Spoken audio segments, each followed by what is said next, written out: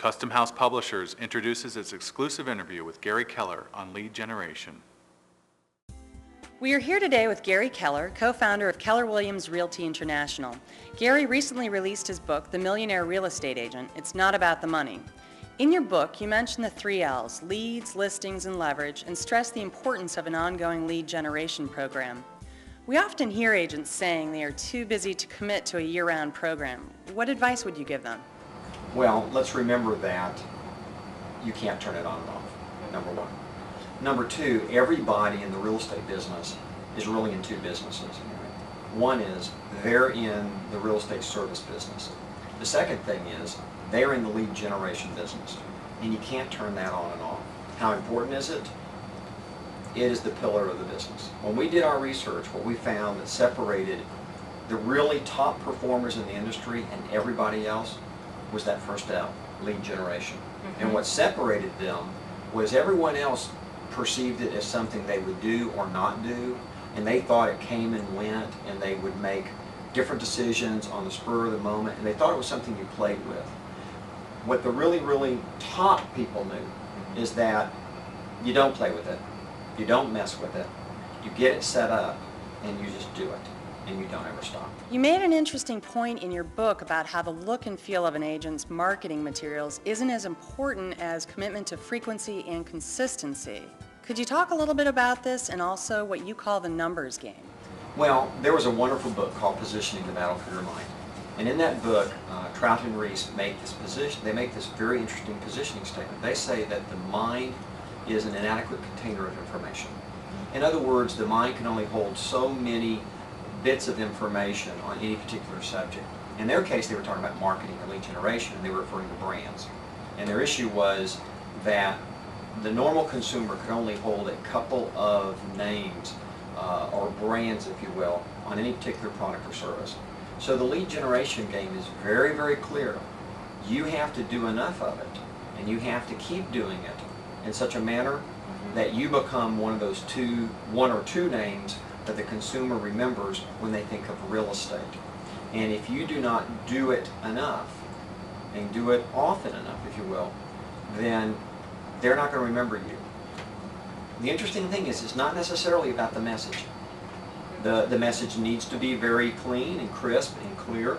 It needs to absolutely say, call me for your real estate needs. Right. But after that, it's the consistency. It's the drip system of getting into the consumer's life, into their head, and never stopping it. When is the best time to launch a consistency campaign? Well, we very clearly believe that it should all be set at the beginning of the year.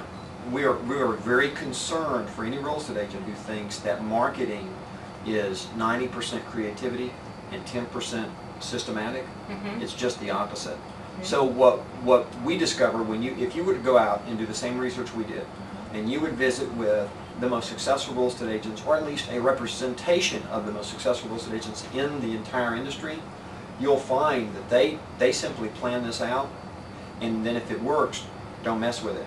So essentially, they get into a marketing campaign, or a drip campaign, if you will, and they don't touch it. They might revisit it once a year, they might not. If it's working for them, they don't mess with that. So you have to be very careful, because it's not necessarily about creativity. A lot of real estate agents think that marketing is a really creative endeavor. Actually, it's a systematic and consistent endeavor, more so than it is creative. Now here's the reason why. The real estate agent doesn't have enough money in their budget to become a brand like Coke for a wide market that they've never met. However, they do have enough money to be that much of a brand name in the minds of a select group of people. And that's why you go to direct mail, because you would not have enough money to go to general marketing techniques to build a brand to a general audience. Have you heard about Custom House and the paper we provide through any of your clients or agents? Well, specifically Chris Cormack was the #1 agent for Keller Williams in terms of teams last year. And Chris does a phenomenal business. And Chris uses this. I get it, and I get it I'm on her list. And I have worked with Chris over the years. And at this point, she's extremely happy and extremely pleased with how that's going for her. The Custom House publishing system seems to satisfy many of the prerequisites you cite as critical to a successful lead generation program. It's an effective and flexible turnkey solution designed to fill the pipeline without diluting the primary focus of the agent. What kind of leverage do you feel the Custom House publishing product provides? Well, I think it's awesome leverage. I think that's exactly one of the things that the real estate agent has to put into their marketing campaign. They're going to need something that is very leveraged. It's very, and as much turnkey as possible is very important. They need to be out doing their work, not spending a lot of time creating that stuff. And most people don't realize that. So what the top agent is going to look for is, as a piece of what they do, they're going to want something that's very newsy, very professional, that's very real estate oriented, that they're not going to get from anyone else, that goes into their house on a regular basis and begins to establish the real estate agent as the professional they would want to use. What kind of budget would you assign to lead generation? Well, what we did was we tracked various different production groups over time. And what we noticed is the percent is almost always the same. It hovers somewhere between 9 and 10% of your gross income. So if you were going to be, as an example, and we point this out in the book, if you were going to be a millionaire real estate agent netting $1 million a year, well, that lead generation budget could be as large as $240,000. Now, we actually never discovered that. We never saw anyone spending quite that much money to actually be a millionaire. But actually, that would be the recommended amount. That's a substantial commitment for a budget. It's the most important item in the budget. What we discovered was all the way from zero to millionaire, there were only 2 budget issues that determined your ultimate success. One was your lead generation budget, and then one was your staffing budget. And they will occupy over 70% of your total expenditures. What's the difference between massive success and average success? Is the ability to systematize something so that you automatically do it with consistency, whether you're having a good day or a bad day, whether you remembered or forgot. Lead generation isn't something that you can take lightly. So you're going to have to systematize it, and you're going to have to make sure that it gets done consistently. And that's actually what separates all of the top performers at the highest level of the industry and everyone else. The top performer understands that and gives themselves up to it. They don't fight that. They realize it's a foundational truth that you can't violate. Everyone else who is doing much less business, they spend way too much time thinking about it and playing with it. And they shouldn't. They should do it, and they should implement it consistently, and that's going to require a system. Otherwise, they'll be thinking up a new one each month. And really, if you read the book, you'll see that most of the lead generation activities that we're going to recommend that we got from the best in the industry are not about, on the spur of the moment or off the top of their head, lead generation ideas. But here's the secret. If you don't master lead generation and you don't focus on getting seller listings first, you won't climb the path of that book. That research is very clear. What kind of research have you done? Well, first off that we did, which was pretty interesting, is we took the P&Ls from a large group of real estate agents, and they were a mess. And we took them to an accountant, and we asked that accountant to organize those and research those. And what we ended up with was a path of expenditure. That's how I can tell you in total confidence that it's 9 to 10% for lead generation. I'm sure many agents struggle to make such a commitment because we all know they're fighting a lot of battles and there are too many things competing for limited budget dollars. Sure, because we probably spent more time analyzing individual budgets and P&Ls of real estate agents across the board than quite possibly anybody else in the industry. And it became very obvious to us that lead generation is where the money has to be spent first and foremost. It's the $1 you can't cut.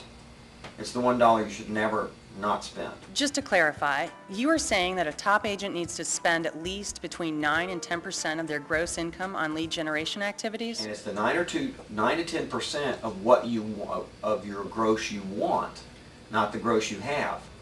So the biggest challenge that people have is they tend to say, well, I'm going to do X amount next year. I'll spend that amount of money, 9 to 10%. Well, that'd be great, but what have you done? You've just perpetuated the production that you're currently doing by spending at that level.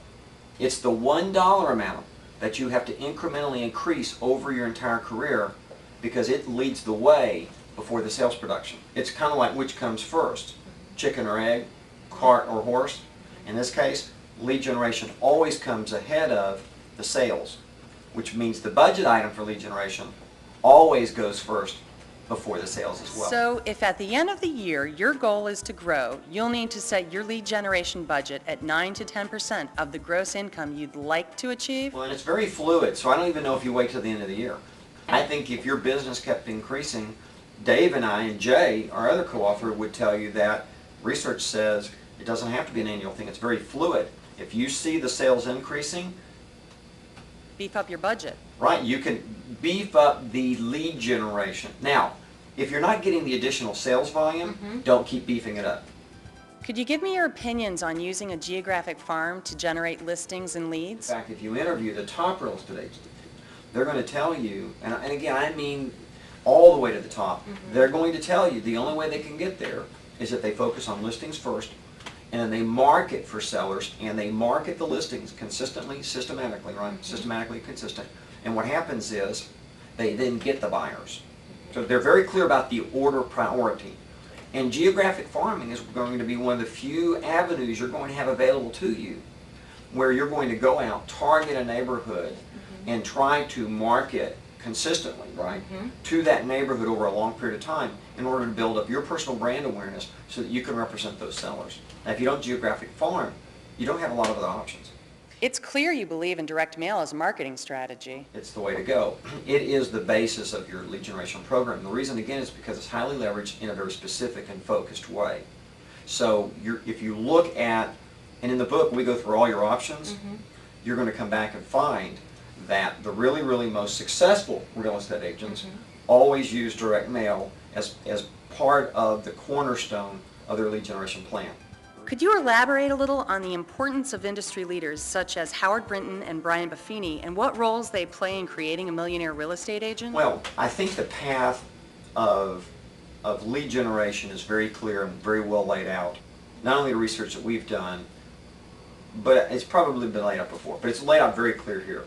The reason why these leaders like Howard with his star power system, even a Brian Buffini with his referral approach are very important is because to me these are the ways that you do it. These are the ideas that you can implement around the model.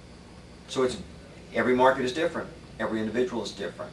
So even though you're following the same, and I'll use this as an example, 12 direct, 12 times a year for people you haven't met, and 33 times a year lead generation touches to the people you have. The question is, what are those going to look like? And every market is different.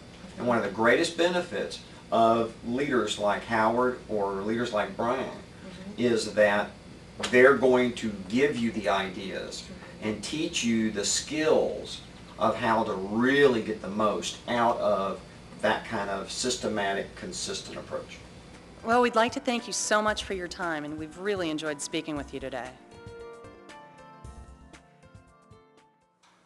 You have just watched Custom House Publishers' exclusive interview with Gary Keller.